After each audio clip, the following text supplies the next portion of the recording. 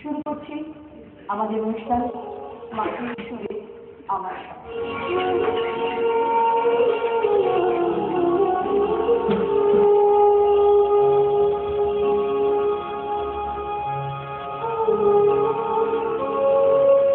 আমাদের দেশে যারা নিজেদের শিক্ষিত বলেন তারা প্রয়োজনের তাড়নায় হিন্দু মুসলমানের মিলনের নানা কৌশল খুঁজে বেড়াচ্ছেন। অন্য দেশের ঐতিহাসিক স্কুলে তাদের শিক্ষা, কিন্তু আমাদের দেশের ইতিহাস আজ পর্যন্ত প্রয়োজনের মধ্যে নয়, পরন্তু মানুষের অন্তরতম গভীর সত্যের মধ্যে মিলনের সাধনাকে বহন করে এসেছে।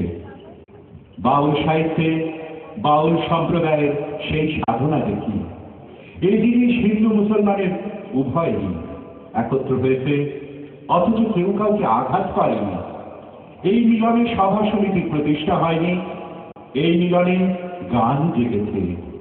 সেই গানের ভাষায় হিন্দু মুসলমানের কণ্ঠ মিলেছে, কোরআন পুরাণে ঝগড়াবাজি।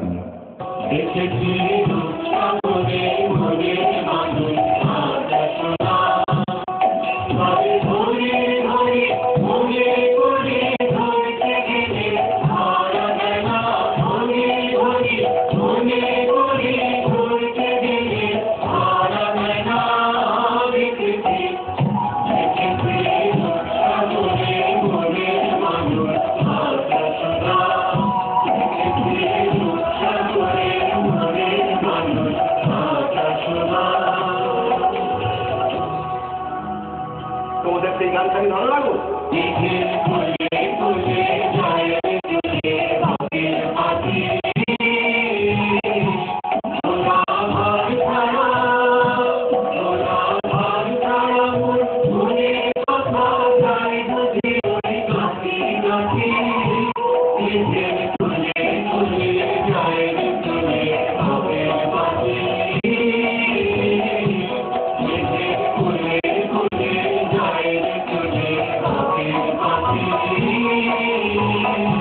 এমন বাউলের গান শুনেছি ভাষার সরলতায়, ভাবের গভীরতায়, সুনীল দরদে, যা তুলনা মেলে না।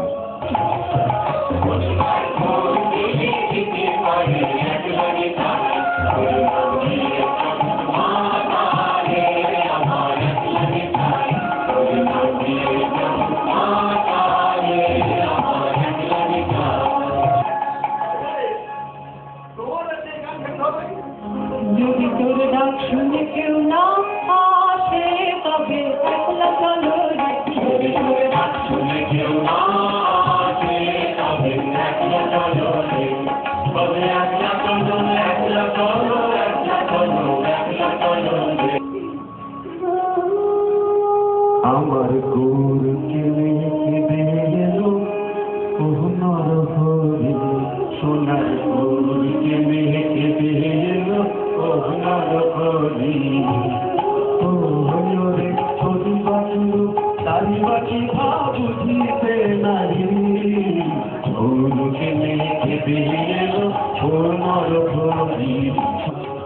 তোমাকে বিশ্বময়, তোমাকে বিশ্বময়ের রাজুর পাতা, ও আমার দেশের মাটি, তোমার পরে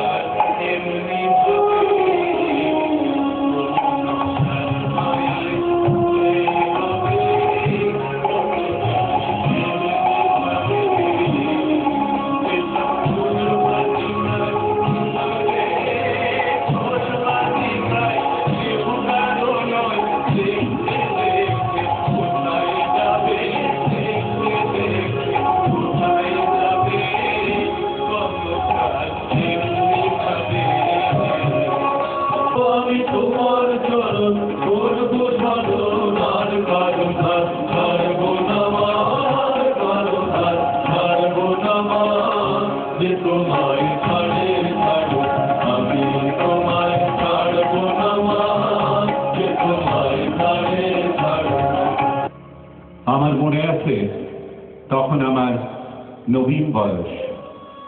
শিলাইদহ অঞ্চলের এক বাউল কলকাতায় একতারা বাজিয়ে গিয়েছিল, আমি কোথায় পাবো তারে আমার মনে